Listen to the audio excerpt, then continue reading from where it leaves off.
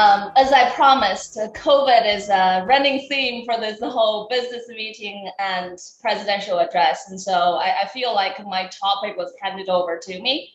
I have to talk about COVID and its impacting assessments and then think about how it relates to what I do. Before I start the actual address, I do want to thank a few important people in my life. I want to thank my parents who are in China right now. Neither of them had the opportunity to go to college, but they valued education. They really wanted me to get a good education. They both have broad minds and big hearts. They want me to grow into an independent person, but they're always there for me if I need help. So thank you. I also want to thank my amazing family, my husband, Tong, our kids, Justin and Emily. Justin and Emily are actually at school this morning. They're in 5th grade in kindergarten. Finally being able to go back to school full time this year. It's been very difficult for all of us. But they've been so proud of mommy this year about the role I play for NCME. They would tell anyone and everyone who cares to listen about my role with NCME, and it's actually kind of nice that we didn't get to see many people this past year. And my husband, Tong, my partner in life, who's been extremely supportive. The actual reason I'm actually even in measurement was because of him. He was getting a doctoral degree in statistics at Iowa, and that's how I decided to go to Iowa and major in educational measurements. You know, we all talk about the random reasons we stumble into the field. There's mine. Tong has been just tremendously supportive through this extremely hard year in the past year. It's hard to juggle with all the family duties and your actual day job and also all the responsibilities. And he was my sounding board, my safe haven, and my think tank.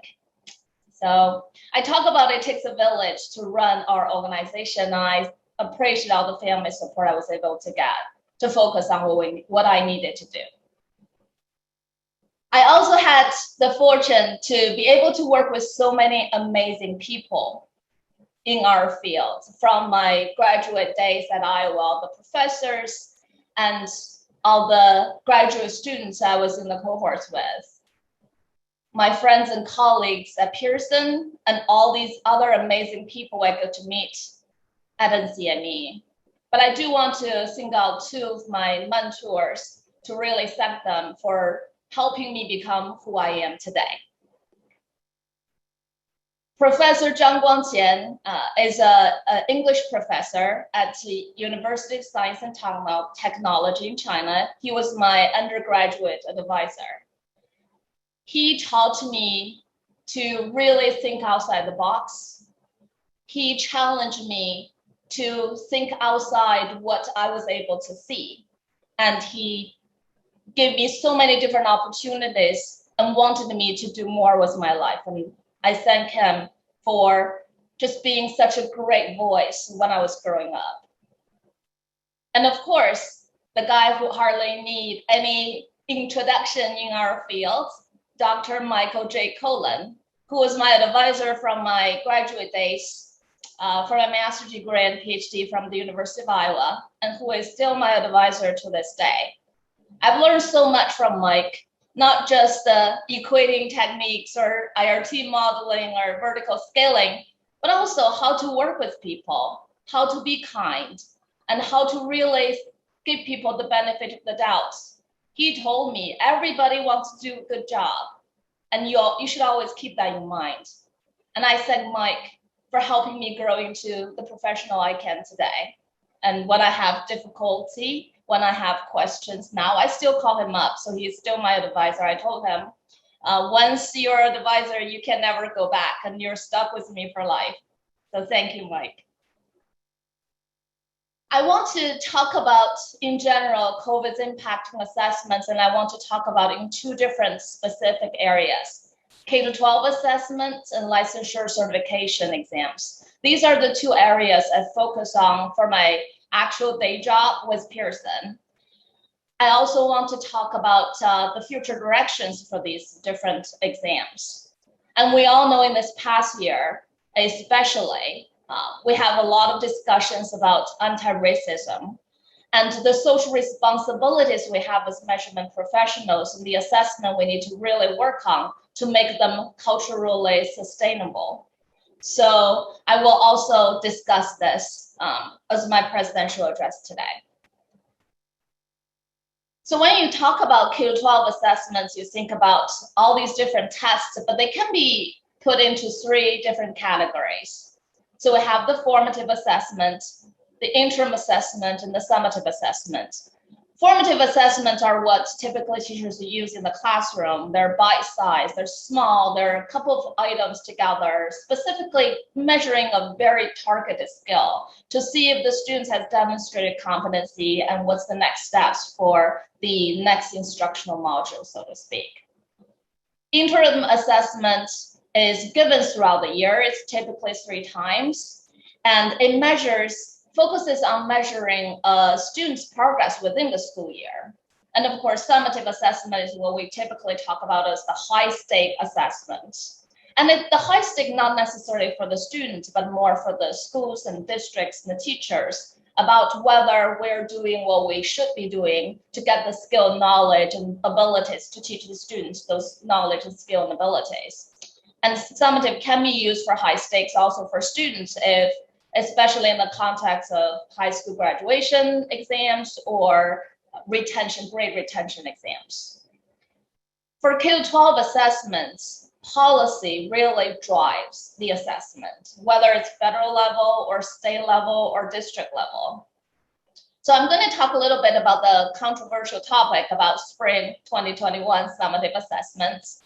And I also want to mention around interim through-year assessment, the interim assessment to replace summative. So summative assessment have always been a challenging topic, even before the pandemic.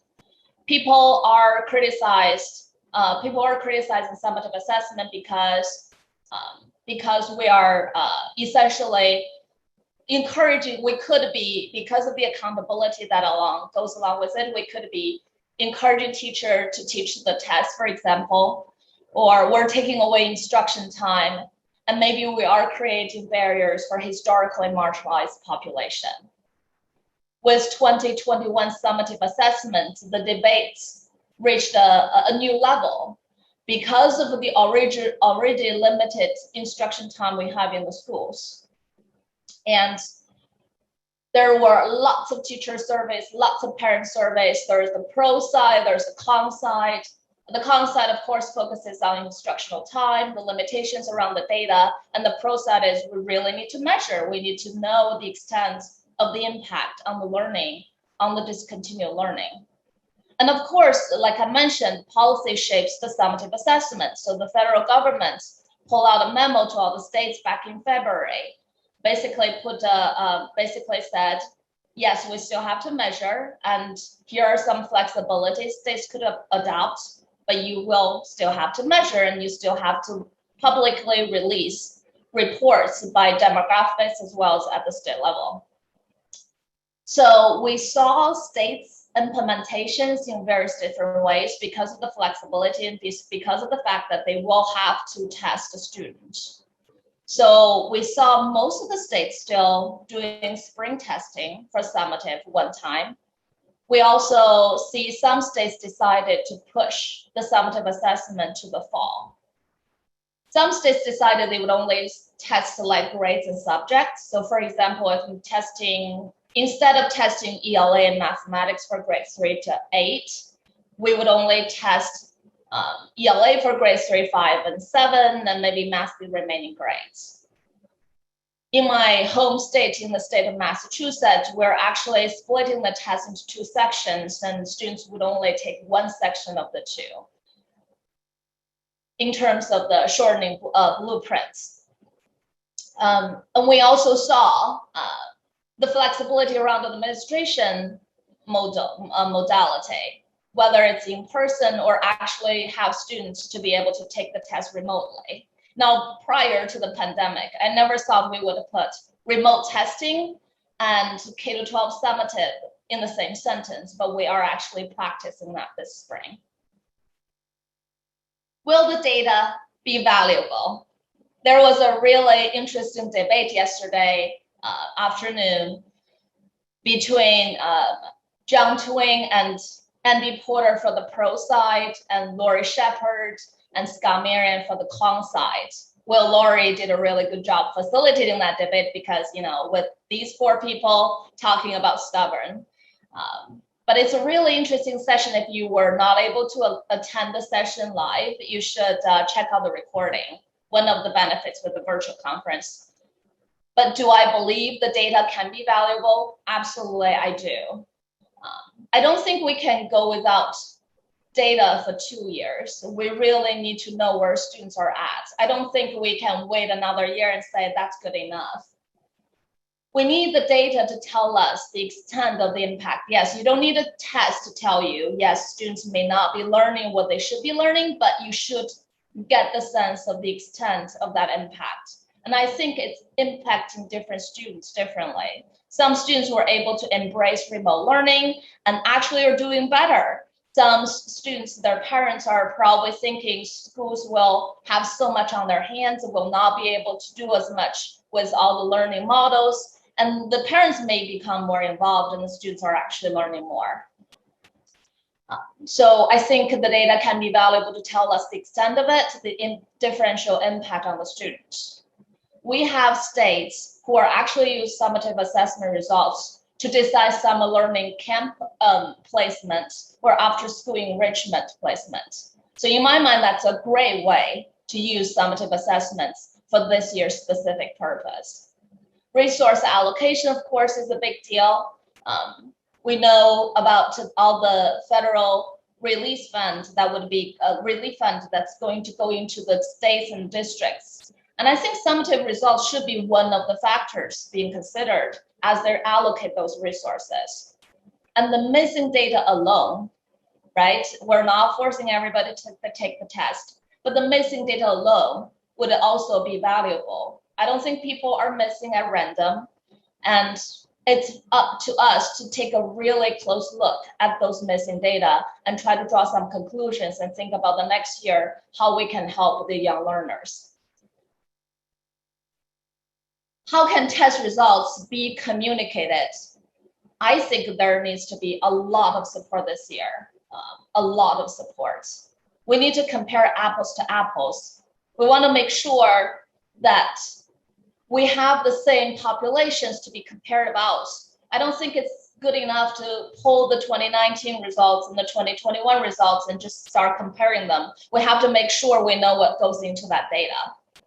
It's important to provide clear context as we communicate those test results.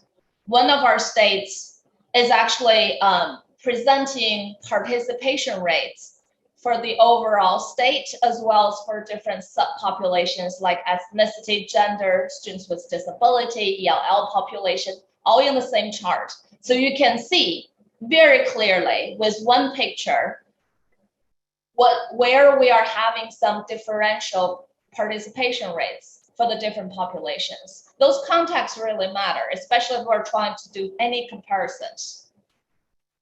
We always provide guidance about appropriate versus inappropriate uses, and this year even more so. And I think it's actually would be a good idea to provide some specific examples about appropriate uses and inappropriate uses this year, because some of the results that we normally would use in the normal year, I don't think they may be appropriate for this year. So some examples from the states might actually be helpful with this results communication. If we are allowing in-person testing versus remote testing, it's important to actually separately report them. I don't think they're the same testing condition until we establish empirical evidence to show remote versus in-person for a K-12 population is actually comparable. I think we need to separate them out. The theme for this year's conference is to bridge research and practice. So I decided I should really also address the theme.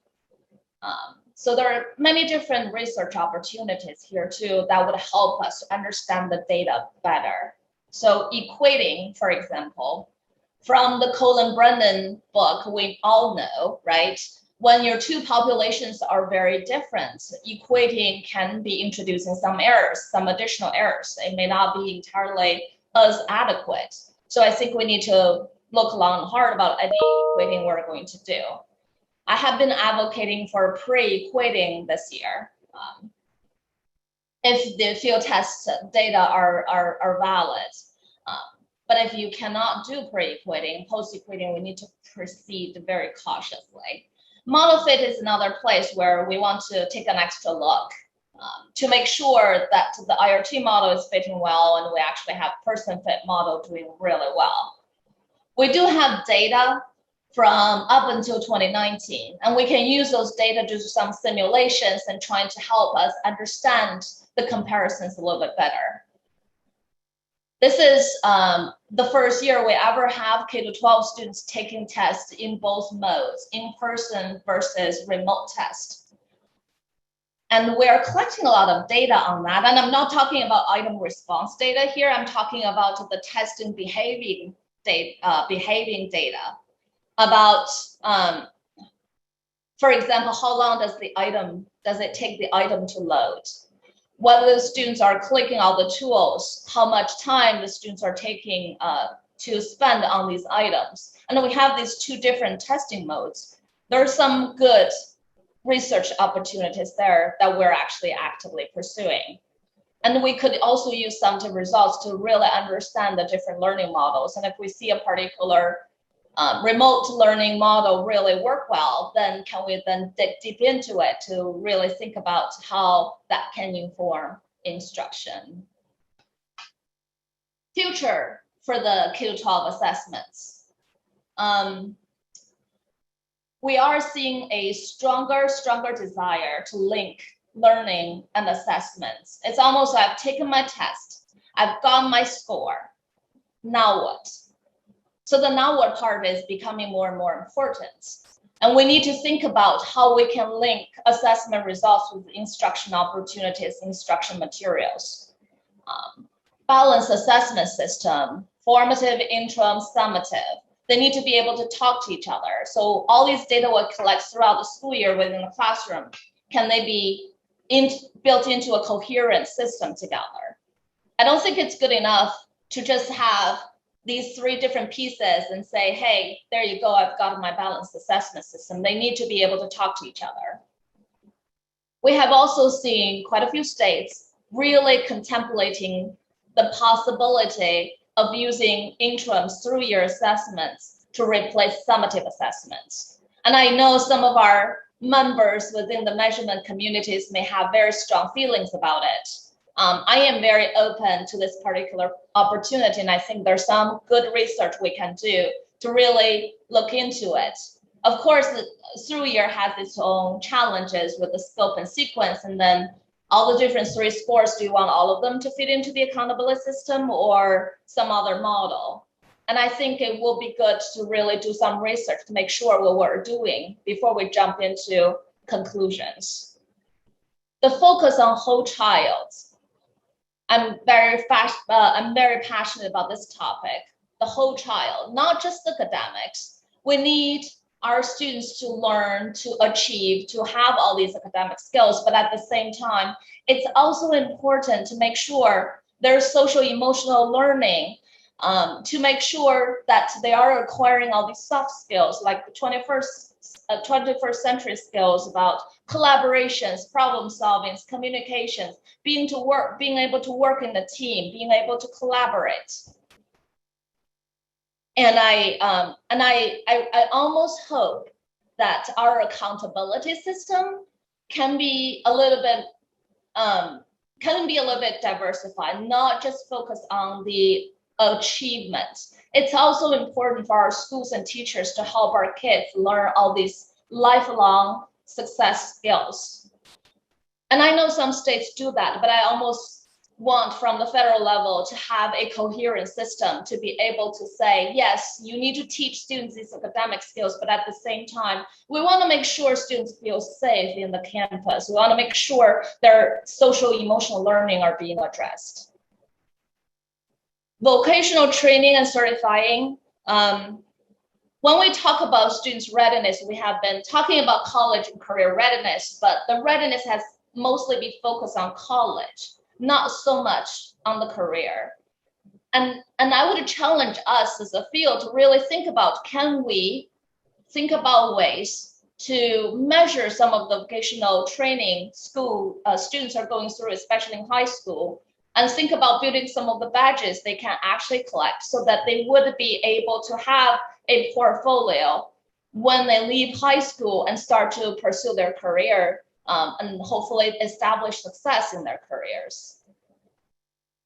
And remote testing, is remote testing even remotely on the roadmap for K-12 students? I don't know. We are doing some of that this year, but it's really not being proctored, so to speak. And of course, we also have concerns about equity, about privacy considerations, but would that even be the roadmap for us? And then we go to the big umbrella of creating assessments that are culturally sustainable and responsible. And I'll address this a little bit in the later topic. Next, I want to focus a little bit on licensure certification exams. So the licensure certification exams, if you think about the testing population, they're typically adult learners, professionals who are trying to get certification in a particular specialized area. If you think about from a measurement standpoint, we have to, instead of math and ELA, even though we need to go back and revisit the construct defining system, but the construct for professional fields follows a slightly different process. And while K-12 assessments, when we build the scale to measure, we want to make sure we're measuring with good precision along the entire scale. Whereas with licensure certification exams, a lot of the times we really just focus on the single cut point that define whether you get the certification or not.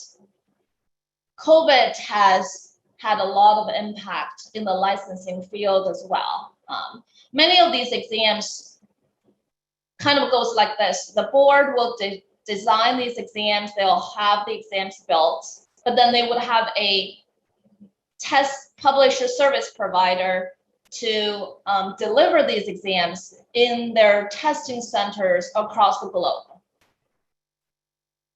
When COVID hit, all the non-essential businesses were closed for a period of time. And of course, testing centers are by no means essential business. And so the testing centers were closed.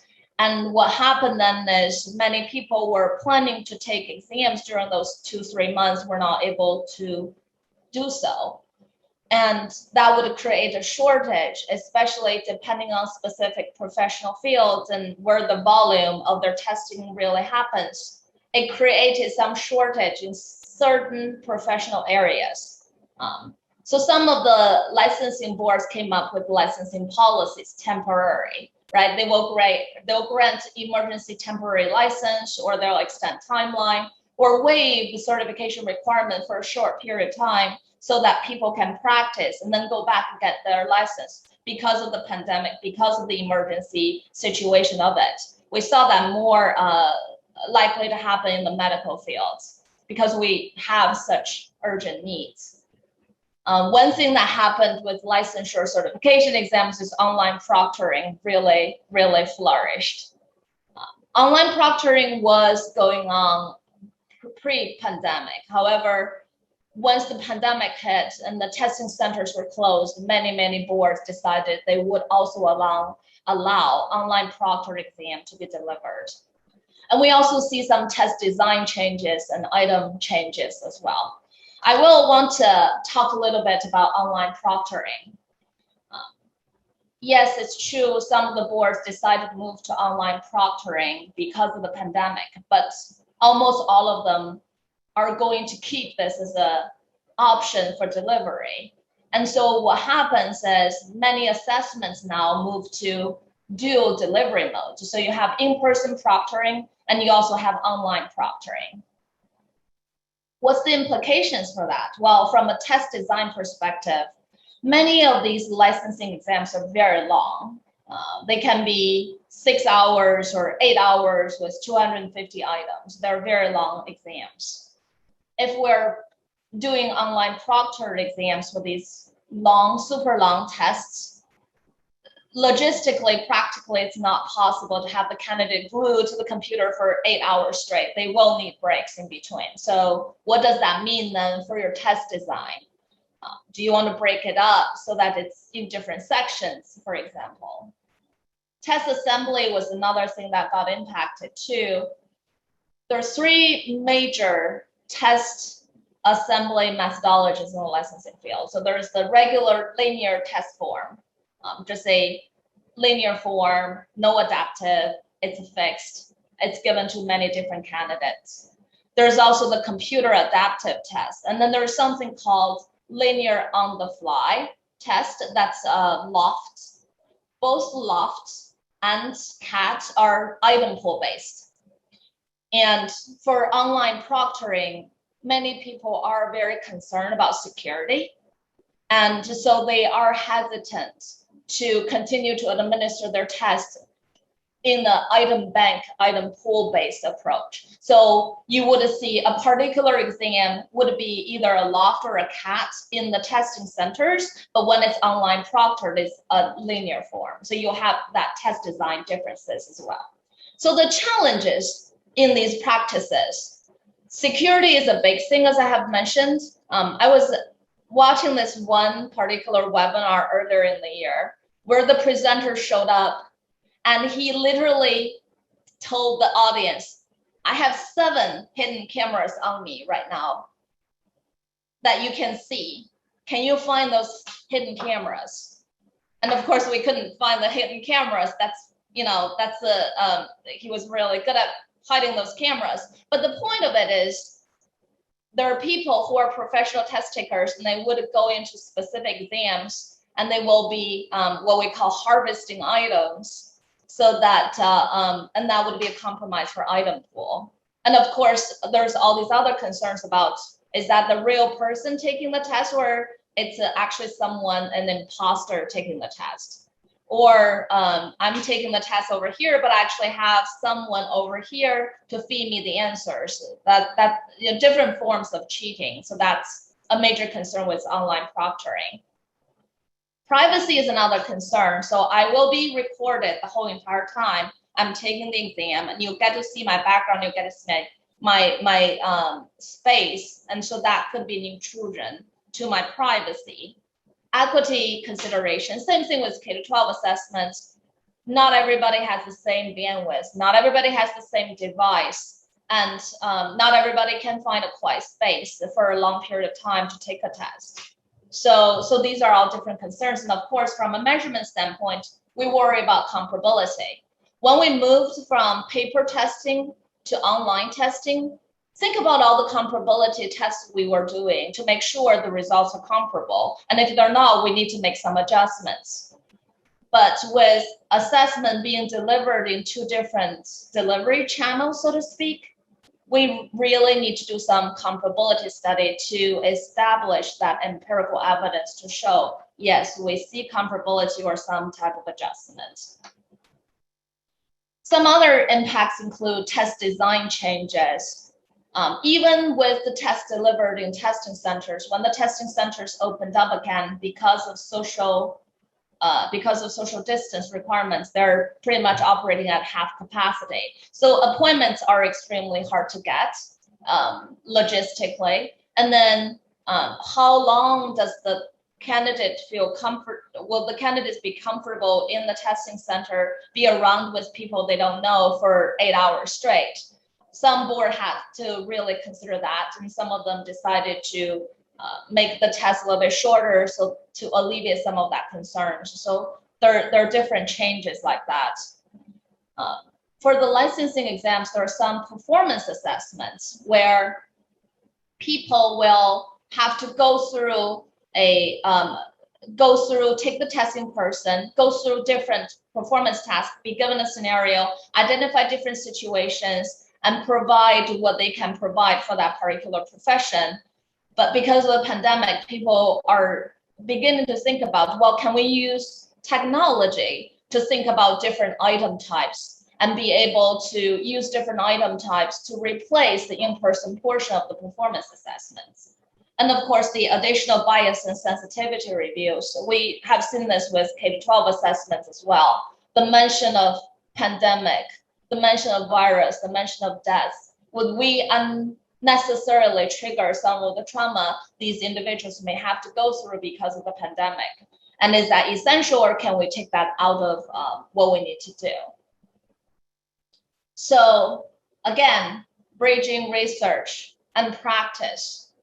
So some of the research ideas that are relevant for us as measurement professionals is, well, if I have test design change, for example, what are the impact? Am I still measuring the construct with validity, with the same level of fidelity?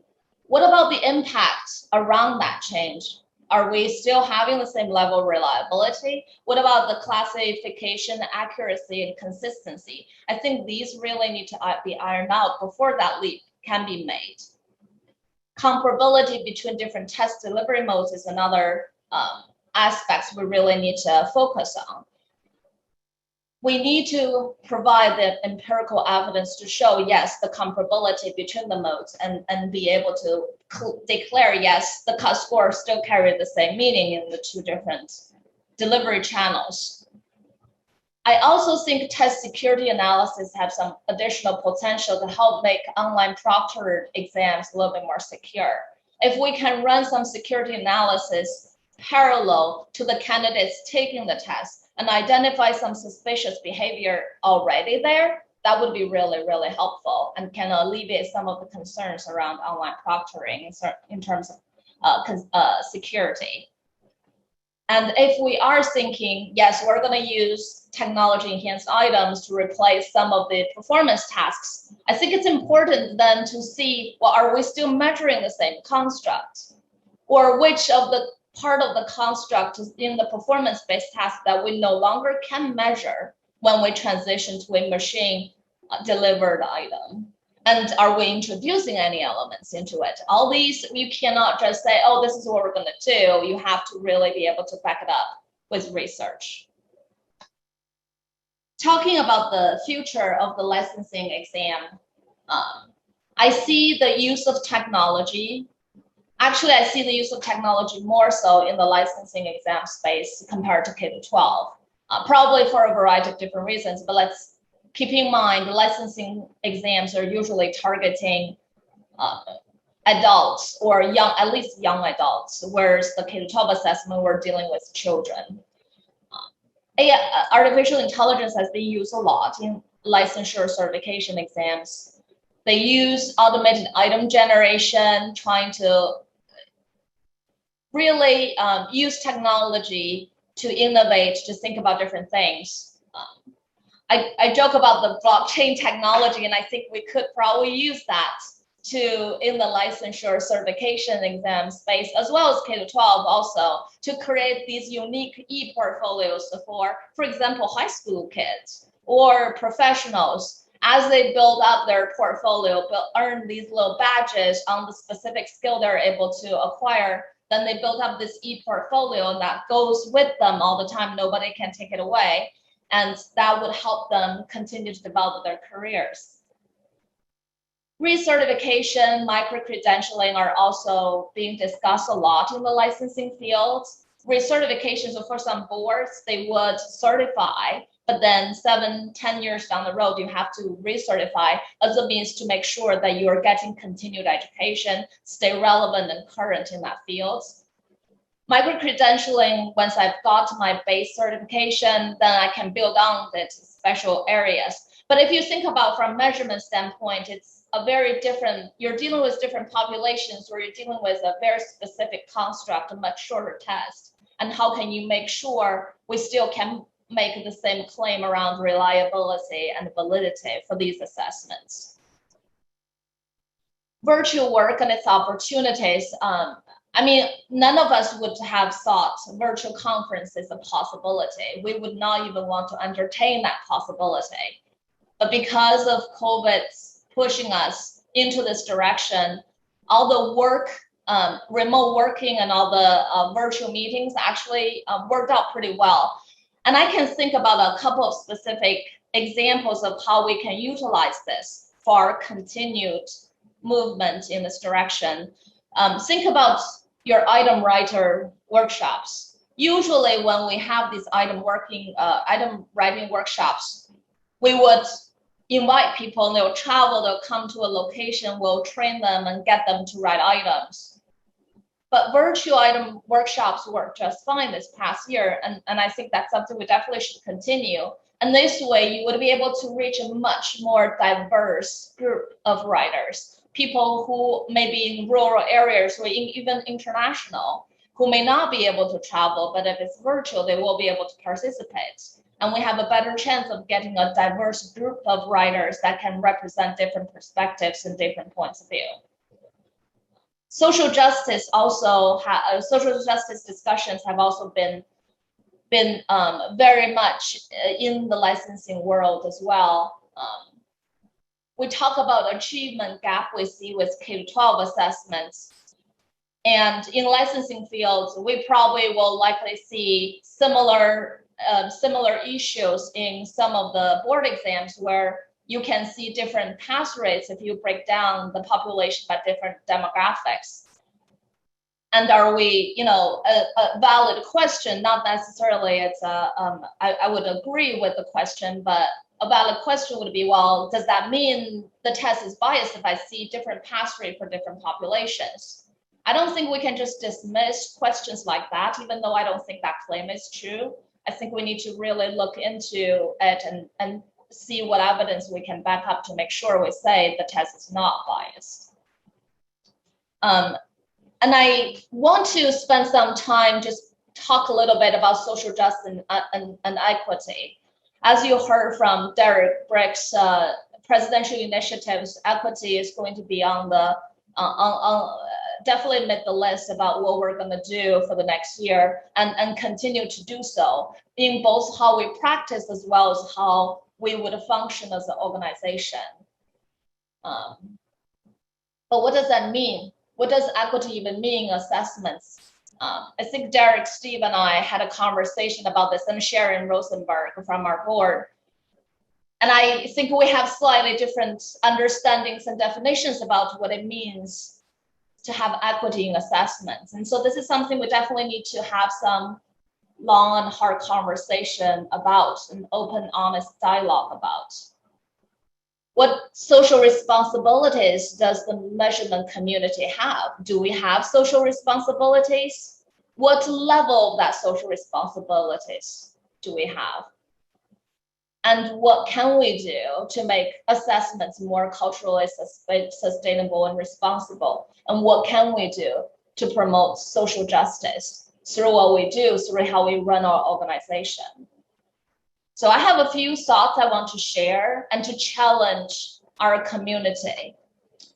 So what can the measurement field do? We definitely can and should advise how the tests are being used.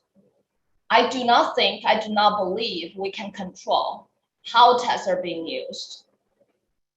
But I do think we owe it to our profession, we owe it to the society that we need to have louder voices to protest when the tests are indeed being misused. And we should really think long and hard how we can do this as professionals, as well as from NCME organization standpoint. I don't think exams alone can solve the larger social issue that are intertwined within our social structure. That's just not possible. We cannot isolate and say the exams can solve that. And if the exams are showing differential performance for different populations, the exams are biased. That's just not true. But at the same time, we can do more. As a field, as a profession, we can do more to promote social justice, and we can do more to disrupt and dismantle racism.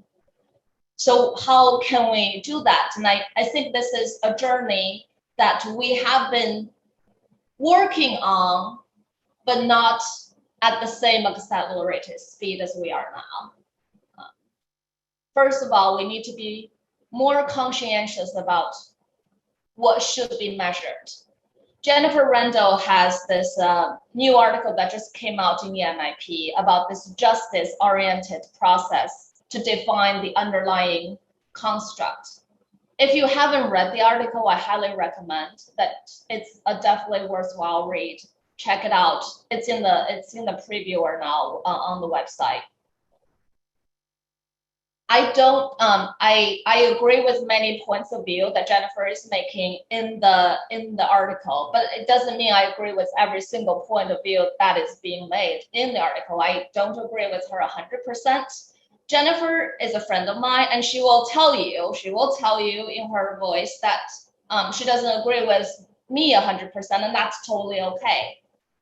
I think what's important is for us to have a very open and honest dialogue about this, talk about these issues, and really keep an open mind about what we can and cannot do, and make progress on this journey together. We really, really need to. Thinking about some of the so-called low-hanging fruits, about what are some of the things that we can definitely do now to be able to at least try to make some progress.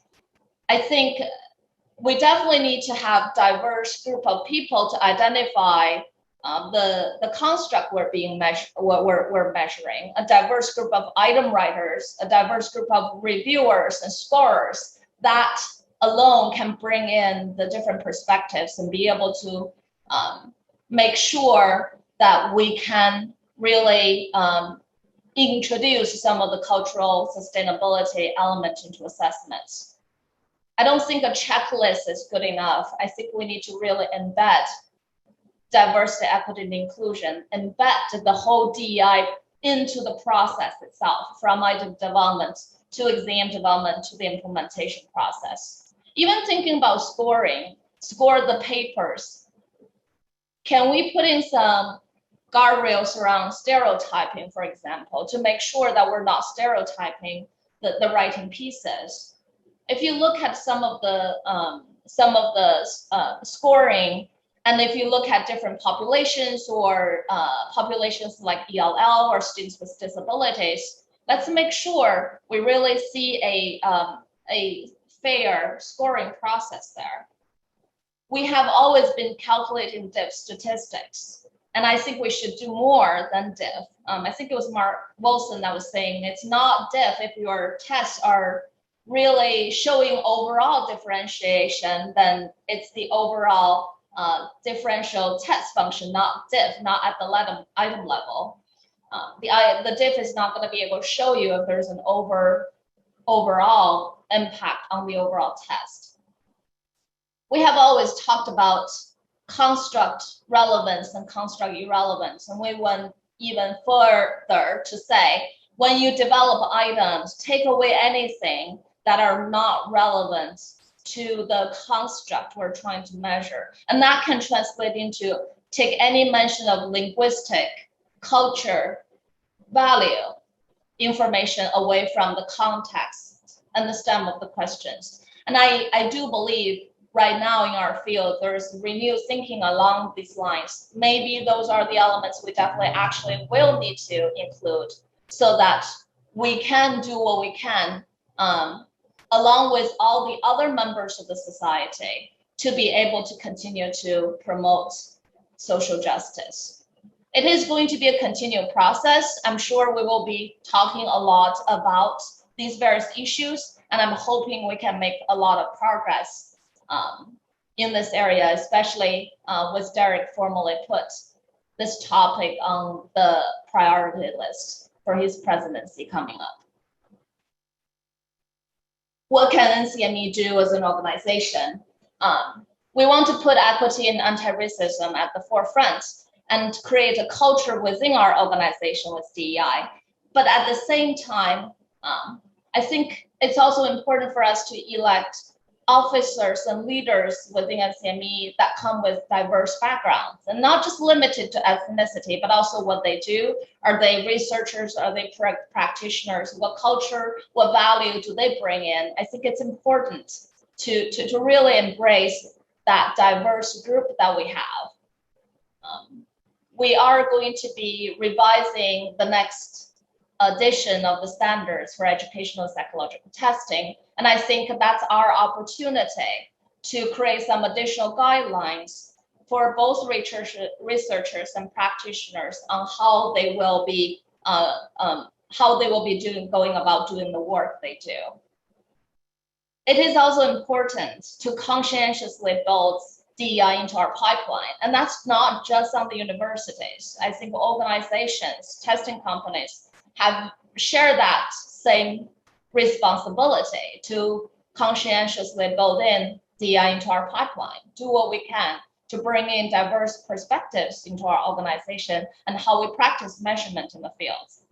And last, of course, I have to link it to the conference theme. We will research it and we have to practice what we preach. And with that, I am done with my presidential address, and I thank you all for listening in. And it's been an honor to serve NCME this past year. And then now I'm going to hand over the power to the very capable hands of Derek Briggs.